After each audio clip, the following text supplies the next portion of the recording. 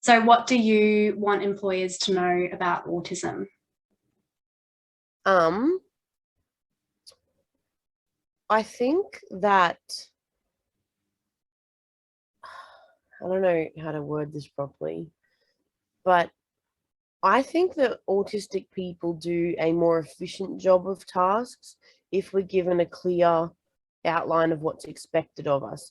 I think like some of the social nuances in workplaces, or even just because human beings are petty or like make backhanded compliments and things like that. So many of that stuff like goes over our radars. And so Mm. like if someone wants me to do something, but they're not direct and say, hey, I need you to do this, then sometimes it won't even occur to me to do it. But Mm. it's not that I need someone to babysit me because I am very proactive once I know the scope of my job. Does that make sense? Yeah. But like, so I think, yeah, Mm. autistic people can be quite efficient and excel, but you need to have a clear outline of what you expect from them. Yeah. So that really clear communication, clear expectations to really support and Unlike what I optimize their just did. efficiency. Yeah. Yeah. Yeah, No, that's fantastic. exactly. Because Yeah. yeah, some things just like will go over my head. I just the social nuances of people-based spaces just Mm. don't do it. Yeah. Those more subtle social cues are a bit more tricky for you to pick up on. Yeah. So you need that really explicit, clear communication. Yeah. What strengths or valuable contributions do you think people with autism or autistic people can bring to the workplace? Well, tying sort of on to the last, I think Yeah. there's that focus element because you're not so caught up in all the, I guess, social jargon that can occur Mm. at work in high energy jobs and stuff. Something like ADHD, where you have to multitask and time manage. I actually think the way my brain works is better. Does that make sense? Yeah. Yeah. Because, It's like, about finding, it sounds like it's about finding that fit between the person and their environment. So you're yeah, saying that whereas some autistic friends that I have, they don't like complex, busy workplaces because their autism tends to come out more as really uh really focused on like a niche specific area. They don't really like to move from one subject to the other very quickly. So yeah, I would say that there are strengths and weaknesses based on the individual person's presentation of autism, if that makes sense. yeah, it sounds like a very individual thing. And I guess that's why But it's that's called a like spectrum. anyone. Yeah, exactly. Like Yeah. even normies have their strengths and weaknesses in the way that they can do things. Like I would say I'm probably better with people than some of my autistic peers, but at the same time I wouldn't say I would be as good at the social stuff as you would be because it's just more natural for people without autism. But then I think on the strength side of that, yeah, you definitely have like autistic people tend to be really good at going really deep into the tasks that we have to do. And so if you want something done really thoroughly, they're quite good at that too. Or we're quite good at that, I should say.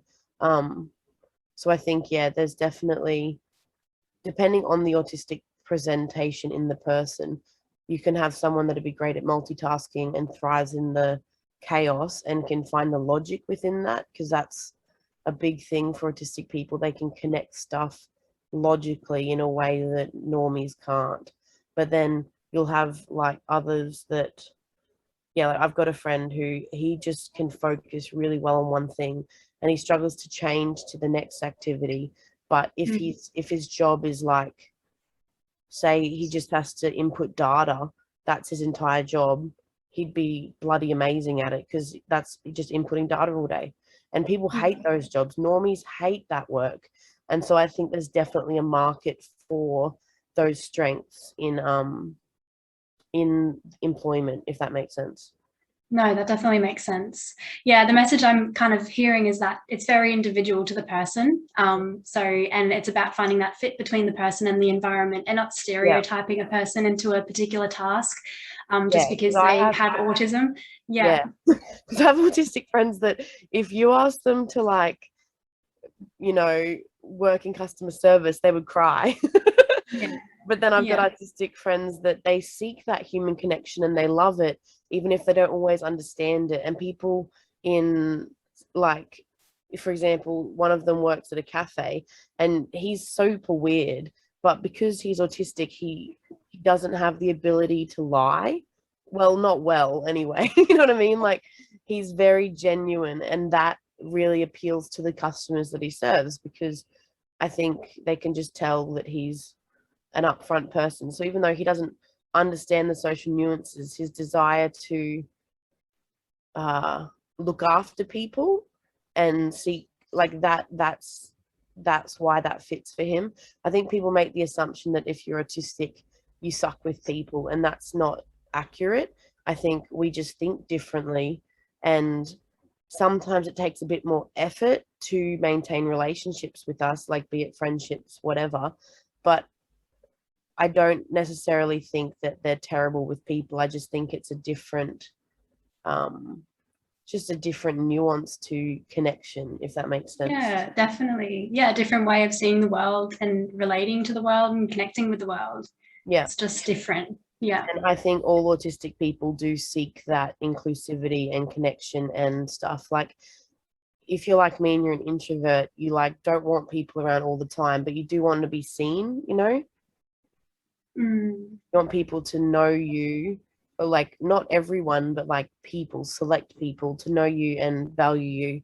And um, I think, yeah, that's why I liked this project so much, because I was like, it's really important for neurodiverse people to be able to have a space in community, and part of that is work. Mm. Definitely. Well, work is such an important, determinant of health and well-being, isn't it? Yeah, I Being was able just to laughing be. because I realized I'm not even, I'm sucking at eye contact and we're on video. Oh, that's all right. I do It's that all all the right. time. I'm sorry. You don't need Just to when I'm apologize for that thinking. at all, Britt. That's what I'm saying. It's very dependent on the person. I got autistic friends that are great with eye contact, some that are terrible. I can do it in certain spheres with certain people, but like, yeah, Yeah, you don't need to apologize for that at all. cool. No worries. The next question is about, how employers what they can do to make their workplaces more inclusive for people on the spectrum. I think, like, I would say any diversity person, whether it's race, gender, because obviously as women, there's definitely workplaces we still are the minority in, and Mm. disability, things like that. A lot of people that are different, I should say, don't want it to be obviously um, changed to manage them or be around them. They just want it to be accessible and culturally inclusive. So I would say, like, for example, if I was in a wheelchair, obviously I want to be able to get around the office. So it's the physical environment, accessibility, but I don't want people to point it out. You know what I mean? So that's a really big metaphor. But I guess as like an autistic person, it's less that I'd want like everyone to know that I'm autistic or whatever. Or like obviously I'm okay with my boss knowing and whatever.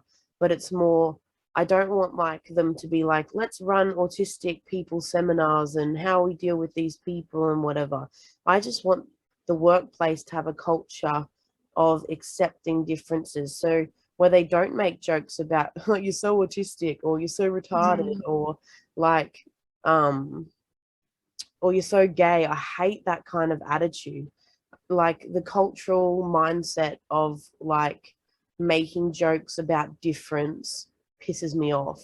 And so I think for an inclusive workplace, yeah, I'd want one more that's like um I guess, yeah, accessible in terms of the physical environment for those people that need it. But in terms of autism specifically, yeah, less pointed at like, let's include the autistic person, and more ground up, um, mindset and attitude towards each other within the workplace. Does that make sense? Yeah. So what does that look like to you? So you mentioned about like the not, So I do this thing where I will end a conversation really abruptly, and I know I do it and I'm trying to get better at it, but I'll like finish whatever the train of thought is and I'll be like, okay, bye, and I'll just leave. And so my friends, my colleagues, I should say, at work, it took them a second to get used to that. But I felt like, because my work is very inclusive, I have the capacity to be like, hey, this is something that I do. I was listening and I am applying it. I'm sorry, I just tend to shut that off and then go. So I like the fact, I think inclusivity looks like open dialogue in that sense, where you feel like you can say something if you need to, but it also looks like my colleagues, like, not once, even before I explained it, did they make me feel stupid or whatever. I think they thought I was a little bit weird, but they didn't make any jokes or like think I was rude or anything because of the way that I was acting. And so I guess I think, like, when I say I don't want people to have like an autism seminar thing, I'm not saying I don't think they should include training for inclusivity when they employ people. And obviously how you respond to autistic persons can be part of that, because whatever.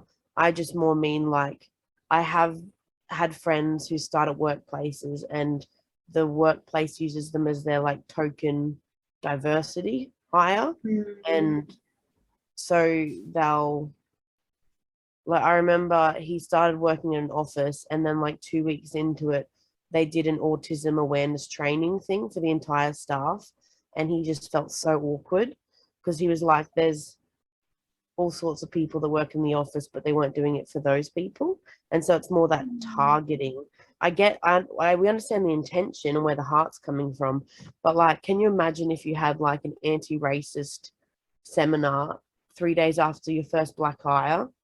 Like, it's just weird. It's just weird. So I think, yeah, open dialogue, but also setting up the cultural mindset and expectations of behavior within the employee peer group. So, you know, just making it clear crap like, you know, those sorts of jokes I mentioned before aren't acceptable or professional or okay. If you can remove that by not tolerating that kind of shit immediately, then you can set a better culture within the workplace. Because I think even in, and I've got girlfriends that work in offices who, it's just that toxic undercurrent, and the workplace doesn't do anything to fix it except be like, oh, let's celebrate like Women's Month or something and have a ribbon. They're not changing the culture of the workplace. They're just putting on a, we respect people of all things. You know what I mean? So I think, yeah, open dialogue and actually setting and having clear base guidelines and expectations of professional workplace behavior, and including the fact that that kind of, people go, oh, it's just a joke, but that kind of undercurrent is just so irritating. Yeah. So it sounds like, you know, those trainings or events, they are useful and they do have a place, but it can't just be a once-off sort of a thing. It's got to be something that's intentional and leads to change. Yeah, like not just in response to hiring someone is what I meant. I meant like it should be something like, when I got hired at my work, because you work with all these special needs kids, we did intensive training on inclusivity and dealing with all sorts of people. And so I think that needs to be something that, even if you work as a barista, like, and I don't just mean like tick and flick on a computer. I hate those sorts of trainings. I think like having a genuine, hey, how do we respond to someone that's different to us kind of conversation. And it's like, well, I'd rather they ask me than like tell me I'm an idiot or I'm strange. You know what I mean? Yeah. So you think employers should just ask, like it's fine for them to ask and start that dialogue rather than just keep their assumptions to themselves. But at the same time, don't make them the token either, because like you don't want to be the person in a meeting that neurodiversity comes up and they all look at you, because you're like, I can't represent everyone, and I'm not my job isn't to educate everyone there either. That's not my responsibility. I just think everyone should be kinder and everyone should be more accepting and everyone should get over themselves a bit more and think about where other people are coming from in general. Like, not even just autistic related. I just think people are very egocentric and um and I know I can definitely be. So yeah, I think the world would be better if we all just sort of got over ourselves a little bit. Yeah. So practicing that self-awareness and Yeah. embracing that diversity and starting the dialogue, starting the conversation. Yeah. So it's less about, like, I guess, always talking about it and more about, is this employment space a space where I feel like I can be myself and say, hi, I'm diverse, I don't understand what this means, can you please help me? Or I'm struggling to do this, or I think I'd be really good at this, can I do that? Like, it's the ability to be able to say, I'm a bit different and that's not something I should be afraid of telling you, kind of thing. Yeah, so cultivating that culture where it's safe to talk about diversity and difference. Yeah. In terms of the physical environment, I do stim, and I know many autistic people that do. And sometimes I don't like to sit still. Like, I struggle if I've got to sit for ages and ages. And so I think employers being more inclusive with, like, having spaces with standing desks, or chill out zones with, like, maybe a bean bag and a where you can plug your computer in and do some work and not always have to be the same, like, rigid cubicle. I think Google does it really well, the way they engage their employee space, because they have so many different, and teachers do it too. And I did this as a teacher. You know, if you want the best work out of the people, you need, their space needs to be changing every 20 to 30 minutes. So whether it's from sitting to standing to even just walking around the room for 2 minutes and then going somewhere else, like, there's a lot of studies to show, not even just for neurodiverse people, but everybody, that changing the space is beneficial to productivity. And so but like, autistic people, the difference between us and normies is, if you don't change the space, you guys will just kind of get tired or stressed and annoyed and just keep going. Autistic people will sometimes get overwhelmed or frustrated or fidgety or stemming or whatever it is. So I think, yeah, having physical layout in spaces where possible, or at least the acceptance of, okay, they're leaving their cubicle, or they're leaving their desk, or they're leaving that spot to go somewhere else for a minute and then come back, kind of thing. So even if you can't change the physical layout of, because it's an office space and you can't put that there or that there, just having, I guess, the acceptance of working isn't in that one chair at all times, kind of thing. And I think regardless of whether you're hiring autistic people, that's something all workplaces should do, because there is so much study to show that it helps with productivity.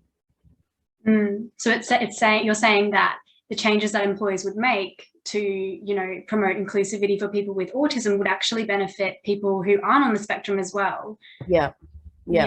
I think so.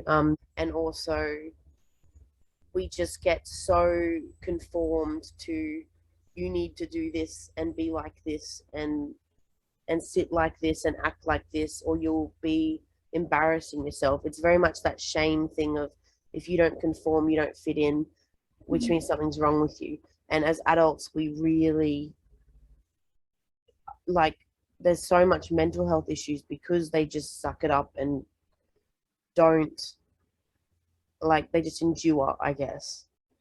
And so I think, yeah, workplaces, environments can definitely majorly affect employment, health, and productivity, and not just for autistic people. Yeah, so it sounds like really there needs to be a shift in the culture. So a more inclusive culture where we can talk about our differences and feel comfortable and have that sense of safety and security and embrace that difference and diversity, as well as, like, that flexibility as well. And, you know, being able to do what you need to do to meet your needs, to prevent feelings of, you know, being overwhelmed or frustrated. Yeah. especially depending on, like, back to question one about, you know, what employees need to know, or I guess what the strengths and weaknesses are, depending on the specific autistic person, certain different things will overwhelm them more than others. But chances are the job they're going into is one that they're good at, or going to be good at, or have strengths that they're going to contribute to. Like an autistic person that really struggles with people and social stuff is never going to go into customer service, which would cause them to stim more anyway. So if they're in a job that complements their strengths and that they feel comfortable in, like the first month might be more stimming than normal because it is a new environment, it's change and it's different. But then after that, when they build capacity in the role that they're in, that stimming would reduce because they become less overwhelmed by the changes around them. Does that make sense? So I Yeah. think, like, it's a twofold part of, like, yes, you want the space and capacity to be yourself, but also acknowledgement that it may not always be like that, because we, like any other people, do, I guess, become calmer the more confident we feel in something. So Yeah. yeah.